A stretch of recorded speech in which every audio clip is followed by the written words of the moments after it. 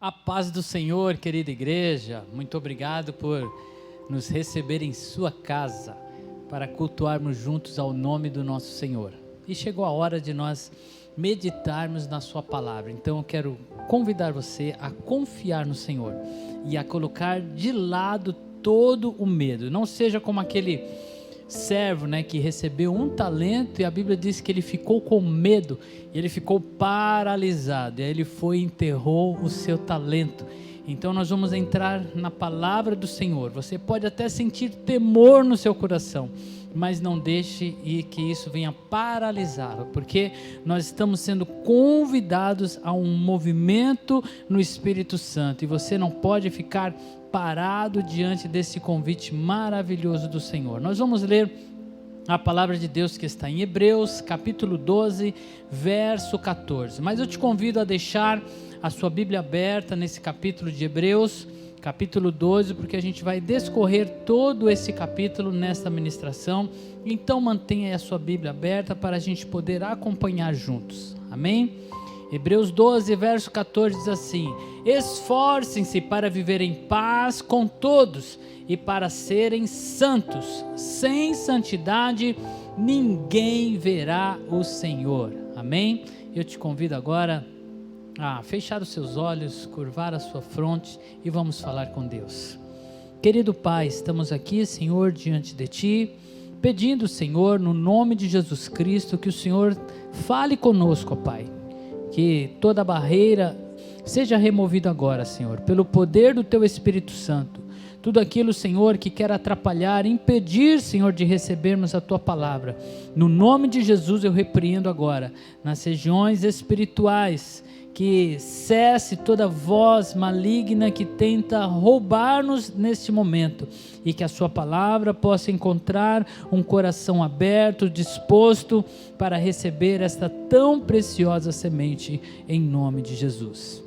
Amém? Agora você está em batalha espiritual. Não deixe o inimigo roubar de você toda a distração. Se for possível, você que está em pé aí, sente-se, tenha calma, relaxe, tenha toda a atenção, porque eu creio que Deus quer falar contigo agora. Receba essa palavra de maneira sábia, deixando ela entrar no seu coração. Nós fomos chamados para a santidade. Hoje existe uma voz maligna soando neste mundo, dizendo: você não precisa de santidade. Você pode viver a vida de qualquer forma, mas não é isso que a palavra de Deus diz. Deus nos chamou para ser santo. Diz Ele: sede santos como eu sou santo.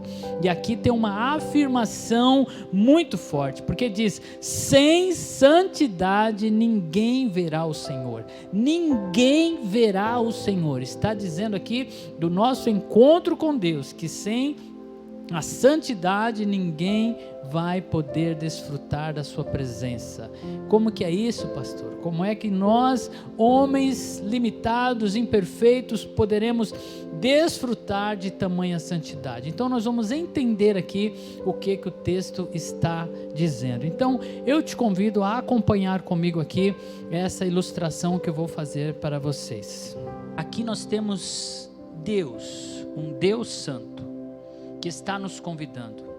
O convite de Jesus é: vinde a mim todos que estão cansados e sobrecarregados. Então vem o homem respondendo ao convite de Deus, e nós somos chamados a nos aproximar de Deus. Esse é o caminho, um caminho reto em direção a um Deus santo.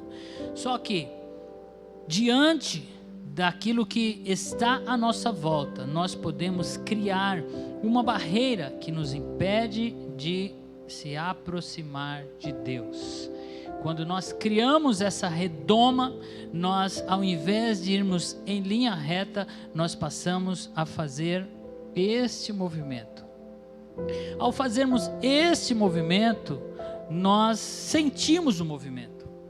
Muitas pessoas estão envolvidas neste movimento e parece que a sua vida está ativa, que ele está em Deus, ele está trabalhando, ele está exercendo ministérios, ele está na igreja, ele vai nos cultos, ele é um dizimista, ele participa das coisas, mas o movimento é esse. Não há aproximação, não há aproximação de Deus, porque existe uma redoma que foi colocada. Esta redoma é a falta da santidade. A santidade é um movimento. Ser santo é estar em movimento.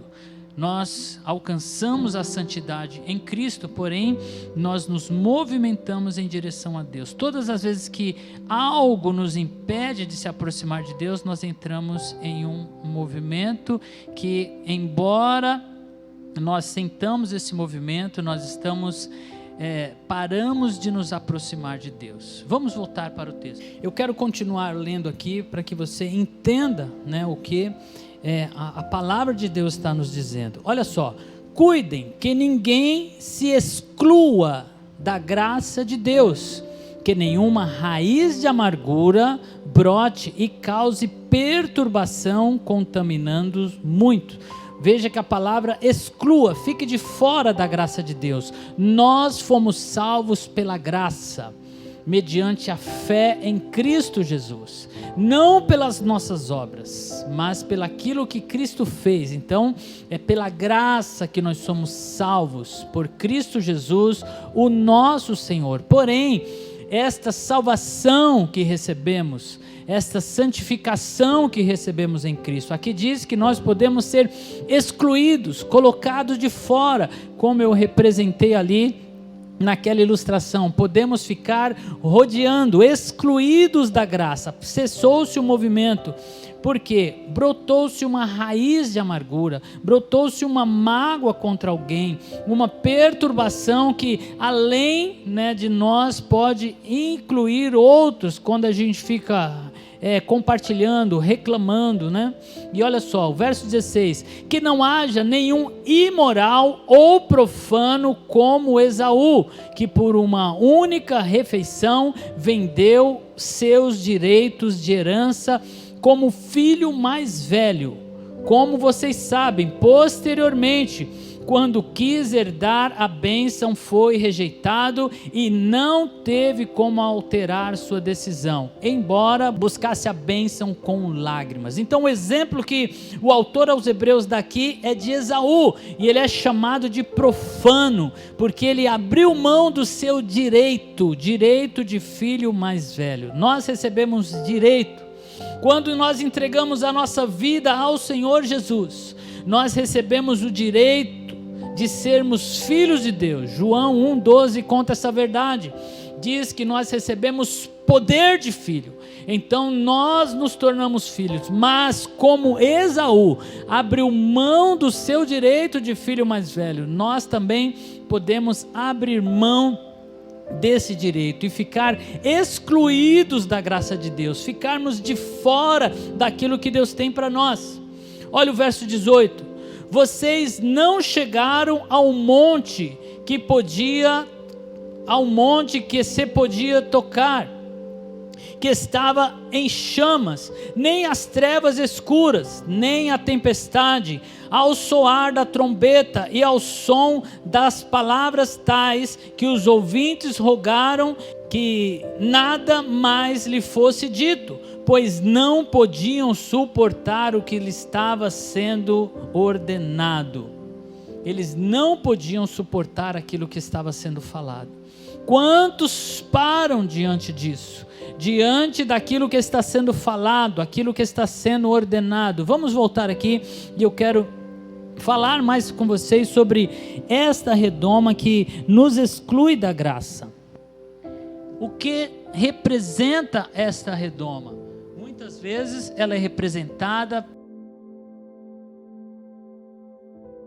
por pecados ocultos, pecados que são ocultos, que nós não queremos ser confrontados. Nós chegamos a um ponto, nos aproximando da luz, esta luz vem de encontro a nós, mas ao nos aproximarmos da luz, nós não queremos que esses pecados ocultos sejam expostos, e aí nós nos calamos, ao invés de irmos diante de Deus e confessá-los, ao invés de procurarmos alguém para abrir o coração, porque quando nós fazemos isso, como diz lá na carta de Tiago, nós somos curados. Ao invés de buscar cura, confessar, buscar tratamento, prefere guardar. Este pecado simboliza a redoma, e a pessoa, por não confessar, ele entra num movimento em torno da presença de Deus, mas não pode se aproximar, porque os pecados ocultos impedem. E eu quero falar para vocês a respeito da pornografia. Esse pecado que tem dominado muitos nessa era da informação, da tecnologia, onde está muito acessível. Você carrega no bolso aí uma ferramenta, um smartphone com acesso à internet, e quantas vezes está sozinho e vai acessar a pornografia? Queridos, a pornografia é algo tão terrível, que ela é comparada ao uso de cocaína. Uma pessoa que consome pornografia é mesmo que consumir cocaína. O estrago que faz na mente, isso é comprovado cientificamente, o estrago na mente de uma pessoa que consome a pornografia, ela causa danos como causa a cocaína. Então essa é uma das redomas que é colocada. A pessoa, ela não confessa os seus pecados, e aí ela vive nesse círculo, sem conseguir se aproximar de Deus, sem aproximar daquilo que é santo. Outra coisa, o orgulho nos impede de se aproximar de Deus. A pessoa, ela está vindo para Deus, e chega um momento em que ela é confrontada, em que é apresentado para ela algo que ela precisa mudar, mas o orgulho a impede de mudar. O orgulho ou a timidez. Essa é a timidez que a Bíblia diz que os tímidos ficaram de fora, aqueles que não têm coragem de se expor, aqueles que não têm coragem porque querem preservar a sua imagem, querem preservar algo que não é verdadeiro. Então, quando ele é confrontado, ele não admite os seus erros, mesmo quando isso é exposto. Outra coisa são as mágoas, como nós vimos, mágoas e ressentimentos. As pessoas se ferem na caminhada, ela está vindo em direção a Deus, mas em algum momento uma palavra que chega, um olhar, uma atitude que magoou essa pessoa, e agora ela não consegue perdoar. São coisas simples, mas às vezes são coisas pesadas, são abusos que essa pessoa sofreu na sua infância, são palavras que foram trocadas, agressões, coisas difíceis, mas estas mágoas precisam ser colocadas diante de Deus. Nós precisamos perdoar. Eu quero te lembrar que o perdão não é um sentimento, é uma decisão que nós tomamos, e aí eles ficam ressentidos. A palavra ressentir significa sentir de novo, então ele fica ressentindo, sentindo novamente aquilo que veio ao seu coração. Então ele entra nesse movimento, e por fim, as vontades. Quantas pessoas param na caminhada em direção a Deus por causa da vontade? Não é da minha vontade, não é do jeito que eu quero, ou por causa dos seus desejos, não está de acordo com aquilo que eu desejo, e aí ele entra mais uma vez nesse movimento em torno de Deus, e não em direção a Deus. E mesmo que ele esteja aí, participando das coisas da igreja, vivendo a vida, mas os ressentimentos, as mágoas, o orgulho, os pecados ocultos, vontades, desejos afastam. E às vezes a pessoa se questiona: puxa, mas eu sou uma pessoa, eu não roubo, eu não mato, eu não tenho vícios, mas ele está fora da vontade de Deus. Não é isso que Deus tem para ele. O caminho que Deus tem é um caminho reto, e às vezes nós paramos e ficamos girando em torno de Deus ao invés de nos aproximarmos dele. Voltando aqui, queridos, ao texto, diz aqui que o que estava sendo ordenado, eles pararam diante da palavra. A palavra vem e nos confronta. Nós não podemos parar. Todas as vezes que a palavra me expor, eu tenho que continuar caminhando, deixar o Senhor me tratar. Olha só, diz aqui que até um animal, se tocar no monte, deve ser apedrejado. Aqui estava falando sobre aquele momento em que Moisés sobe no monte, lá em Êxodo, nós vamos ver o texto, e diante do chamado de Deus, o povo para, porque eles temeram morrer, eles temiam morrer. Diz aqui no verso 21, o espetáculo era tão terrível, que até Moisés disse, estou apavorado e trêmulo. Até Moisés se apavorou. Você lembra do que eu te disse no início? Você pode temer, o que você não pode é parar.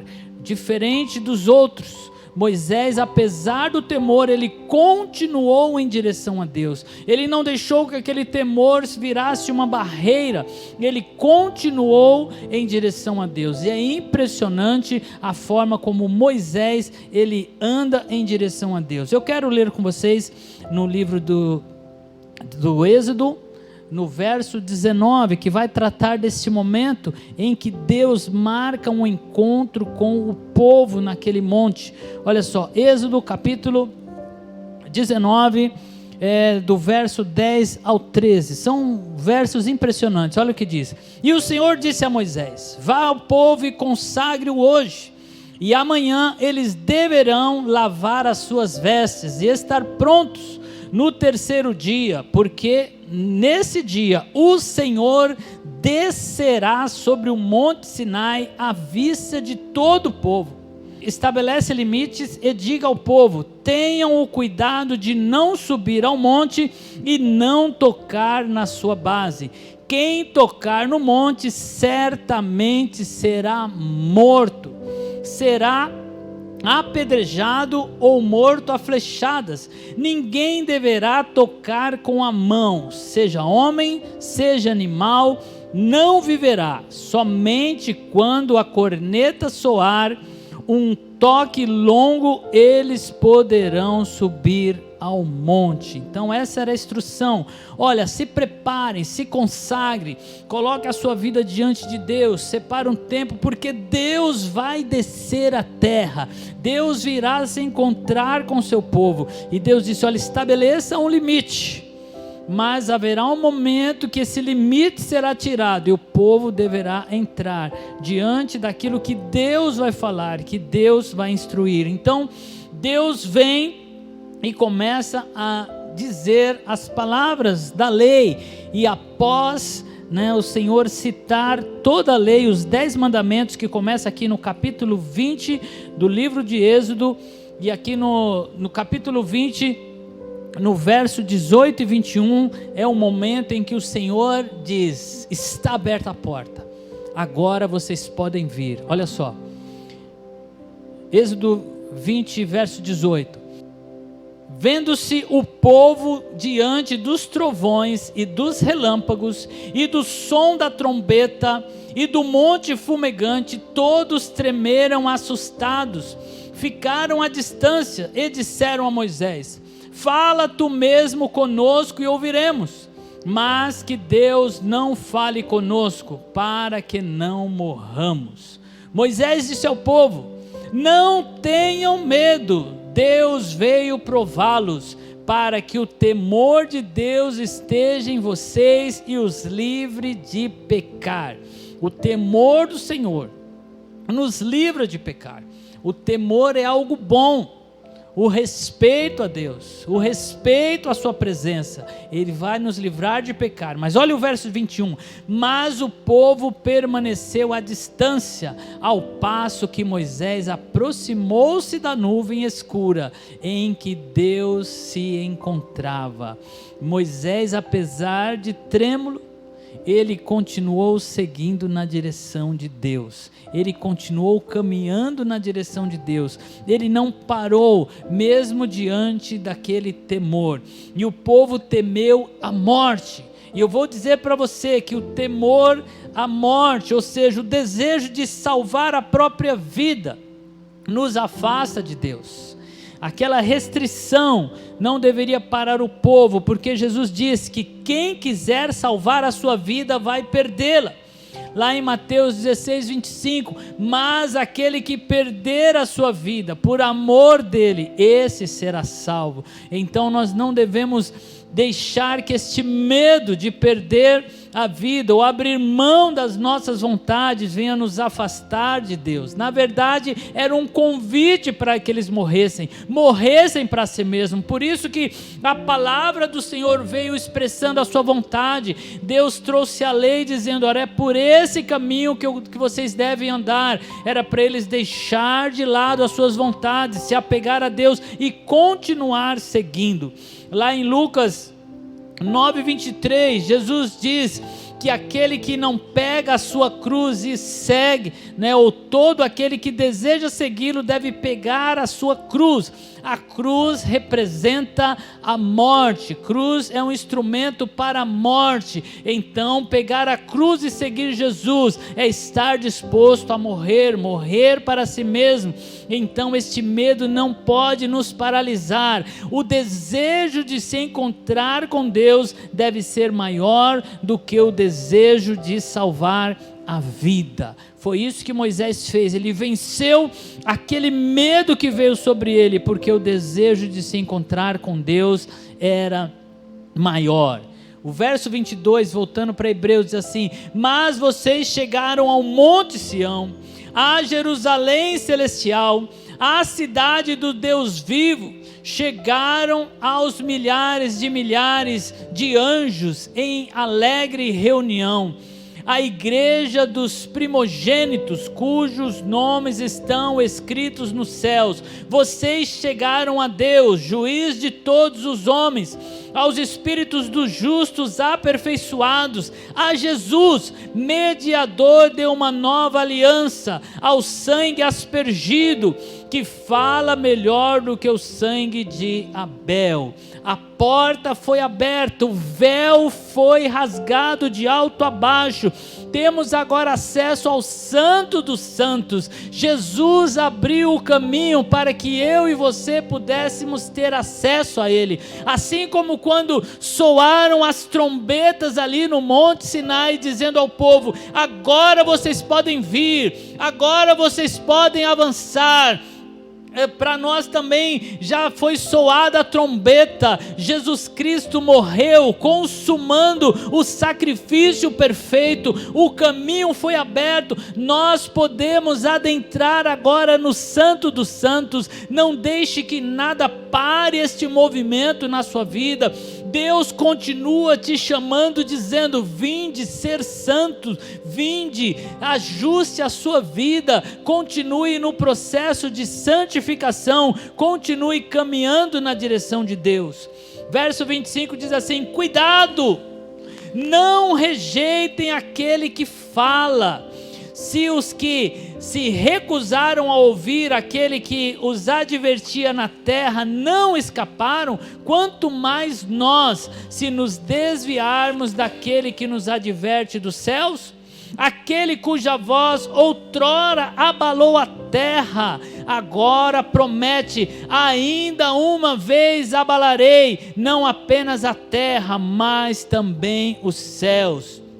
As palavras ainda uma vez indicam a remoção do que pode ser abalado, isto é, coisas criadas, de forma que permaneça o que não pode ser abalado. Aquilo que não pode ser abalado, é isso que Jesus fala sobre aquele que ouviu as suas palavras, os seus mandamentos. Jesus diz: aquele que ouve as minhas palavras e as pratica, eu vou comparar ao homem prudente que cavou os alicerces e firmou a sua casa sobre a rocha. Quando vem o vento, quando vem a chuva, quando correm os rios, ele não se abala, porque ele está firmado sobre a rocha, sobre esta rocha, a palavra de Deus. Lá em 1 Coríntios 3, do versos 10 ao 17, Paulo diz que nós estamos edificando sobre o firme alicerce que é Cristo, e este alicerce é a sua palavra, e nós continuamos edificando, mas que tudo isso um dia vai passar pelo fogo, e tudo aquilo que é palha será queimado e só vai permanecer aquilo que é de ouro, aquilo que é de prata, aquilo que é puro, aquilo que é verdadeiro.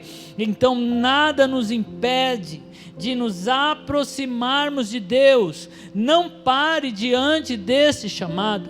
Verso 28 diz assim: portanto, já que estamos recebendo um reino inabalável, sejamos agradecidos e assim adoremos a Deus de modo aceitável, com reverência e temor, pois o nosso Deus é fogo consumidor.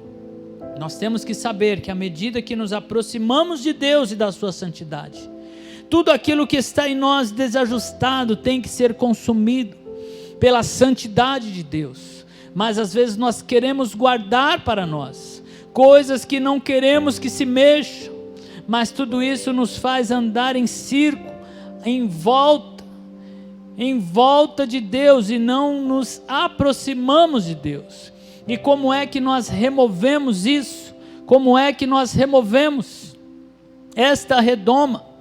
Como é que a gente tira esta redoma que nos atrapalha para que a gente possa continuar indo em direção a Deus?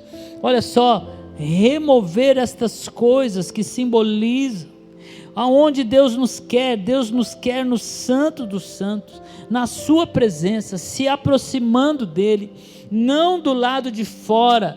Nada os exclua da graça, nada pode nos separar. Nós devemos continuar indo na direção de Deus. Mas como é que nós removemos isso? Vamos voltar aqui para o início do capítulo 12 de Hebreus. Olha só o que diz: portanto, também nós, uma vez que estamos rodeados de tão grande nuvem de testemunha, livremo-nos de tudo que nos atrapalha, do pecado que nos envolve, e corramos com perseverança a corrida que nos é proposta. Nos livremos do pecado. Como é que se livra do pecado? Confessando o pecado, indo diante de Deus, recebendo perdão. E aqueles pecados que eu não consigo livrar sozinho, chame alguém idôneo, converse com alguém idôneo, reparta, ore junto, compartilhe, deixe alguém te cobrar, procure alguém para ser um discipulador na sua vida, alguém que você confie que possa te instruir no caminho do Senhor. Procure o seu pastor, vem aqui, vamos marcar uma conversa, abre o seu coração e juntos vamos ver na palavra de Deus o que precisamos, mas não deixe que esse pecado se torne uma redoma, e corramos com perseverança a corrida que é proposta, tendo os olhos fitos em Jesus, autor e consumador da fé. É isso que Paulo diz que fazia todos os dias, se esquecendo das coisas que ficam, ele prosseguia para o alvo que é Cristo Jesus, o nosso Senhor. Ele, pela alegria que lhe fora proposta, falando de Jesus, suportou a cruz, desprezando a vergonha, assentando-se à direita do trono de Deus. Jesus não permitiu que a timidez o parasse, que a vergonha, porque ele foi maltratado, foi humilhado, foi despido, cuspiram em sua face, lhe fizeram afrontas, mas ele continuou indo na direção do Pai. Pense bem naquele que suportou tal oposição dos pecadores contra si mesmo, para que vocês não se cansem nem desanimem. Continue se aproximando de Deus. Deus continua te chamando para perto. Venha para o Santíssimo. Continue, rompa esta barreira. Não deixe que nada te separe de Deus. Venha, continue com perseverança. Olha só, na luta contra o pecado, vocês ainda não resistiram até o ponto de derramar o próprio sangue. Continue resistindo, queridos. Mas eu não estou conseguindo, peça ajuda, mas continue, sede santo. Deus não espera que nós, homens imperfeitos, sejamos perfeitos, mas Ele espera que haja um progresso, que haja um movimento, que eu continue avançando, que eu continue indo na direção dEle, que eu continue confessando, que eu continue buscando, que eu continue clamando, que eu continue sondando o meu coração, porque a Bíblia revela que não há ninguém que não tenha pecado. E se nós nos achamos em uma posição que não estamos vendo o pecado, quer dizer que eu estou andando em círculo, eu parei de ir na direção do santo, porque se eu continuar me aproximando da luz, não tem como não ser revelado aquilo que está no meu coração. Tem coisas que estão ocultas, que precisam ser colocadas para fora. Por isso que Davi rogava ao Senhor: Senhor, sonda o meu coração, vê se há em mim algum caminho mau. Davi roga dizendo: Senhor, livra-me dos pecados que são ocultos, aquele que eu não conheço. Continue vindo.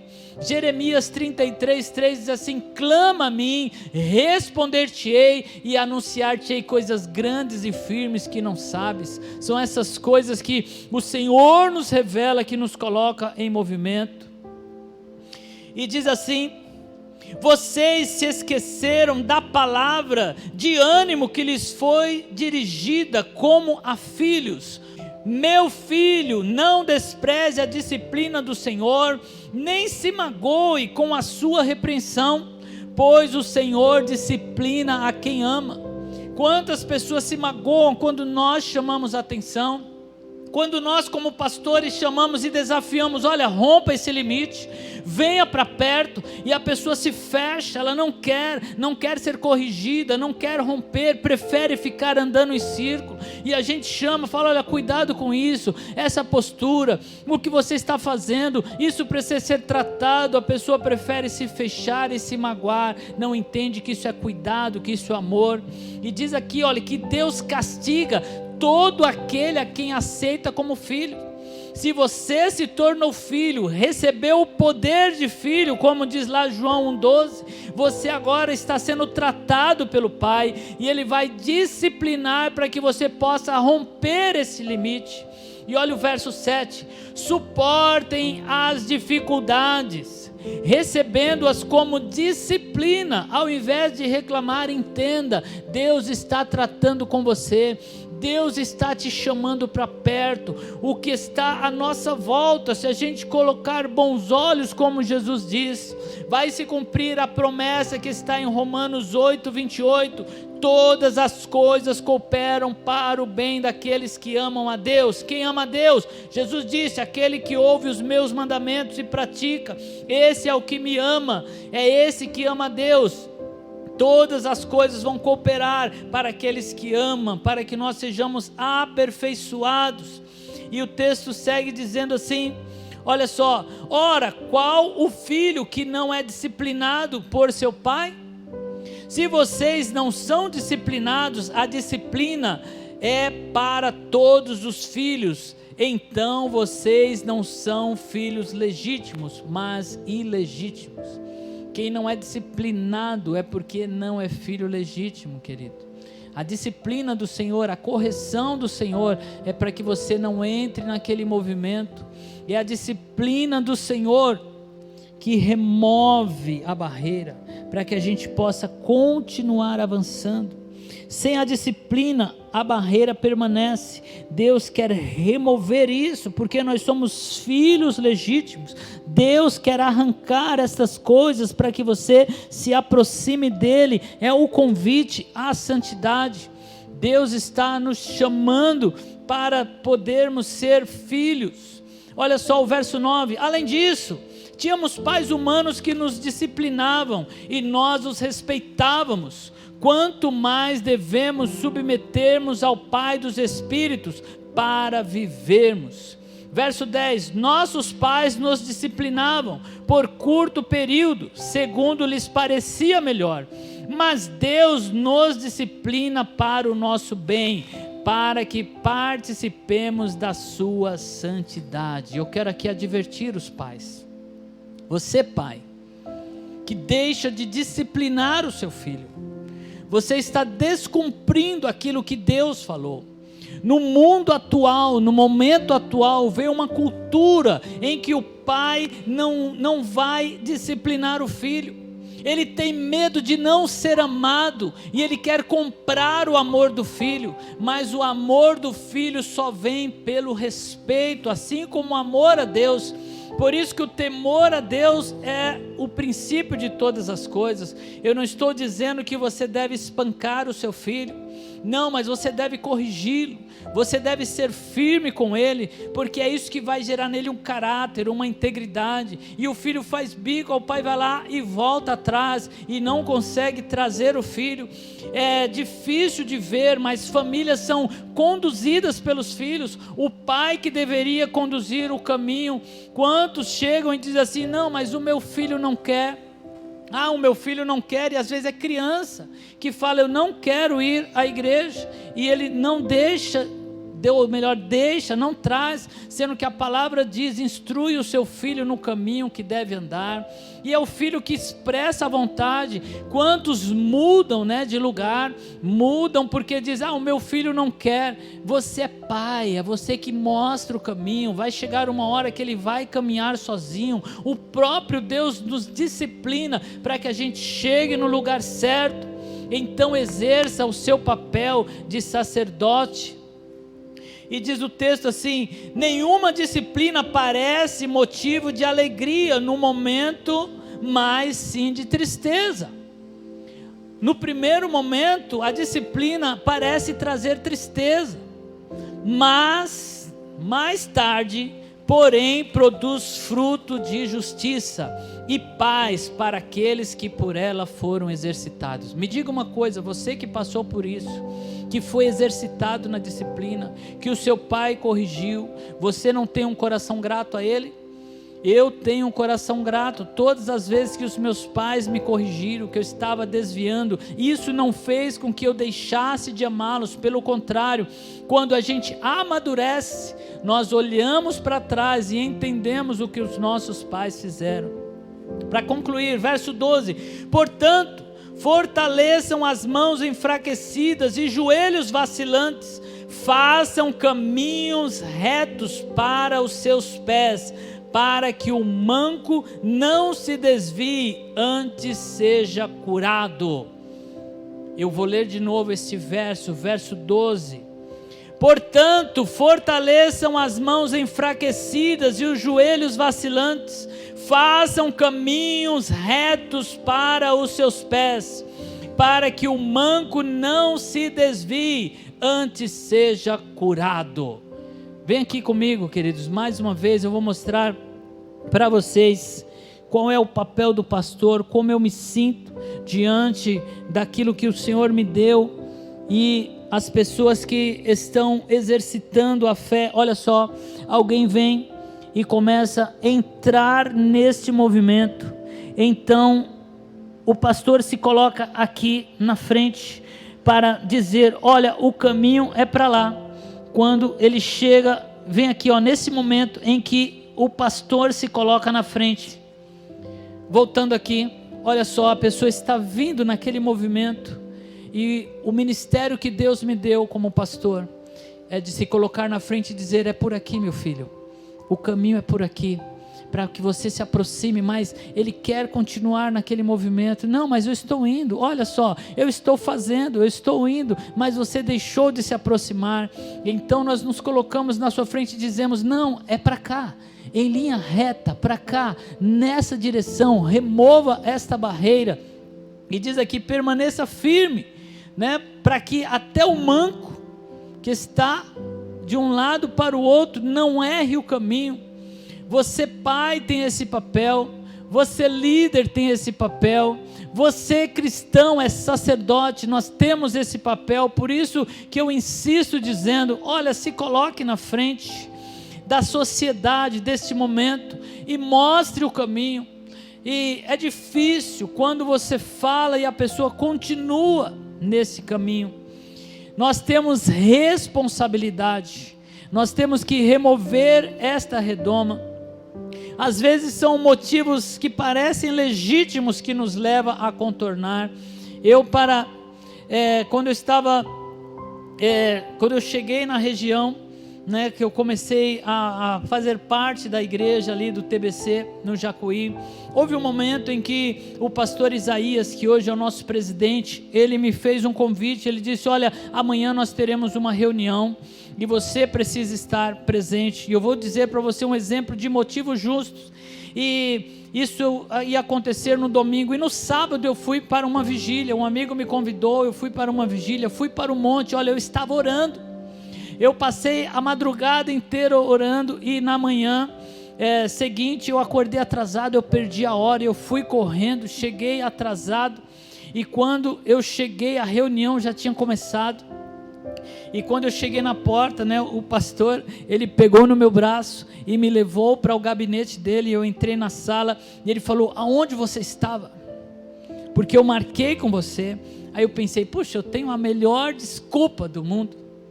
E quantos, queridos, têm boas desculpas, e vem aqui que eu quero mostrar para você, esta redoma também representa boas desculpas, motivos corretos pelo quais você diz: olha, eu não posso, o meu trabalho, olha, a minha família, o meu filho, a tal e tal situação. Queridos, eu tinha um bom motivo, eu estava no monte, na vigília, mas aquilo estava me separando de Deus, era redoma, porque a Bíblia diz: mais vale obedecer do que sacrificar. Sabe o que o meu pastor falou para mim? Quem te mandou ir para um monte? Eu não te mandei. O que eu pedi para você foi para estar aqui, eu tinha uma responsabilidade. Queridos, eu poderia ter tido uma postura orgulhosa e estar rodando, mas naquele momento eu me calei, porque eu sabia que ele estava certo, eu tinha um compromisso, e aquilo tirou a redoma.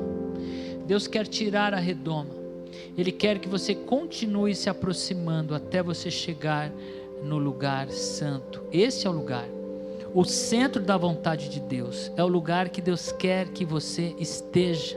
Então pare de dar desculpas. Sim, é possível,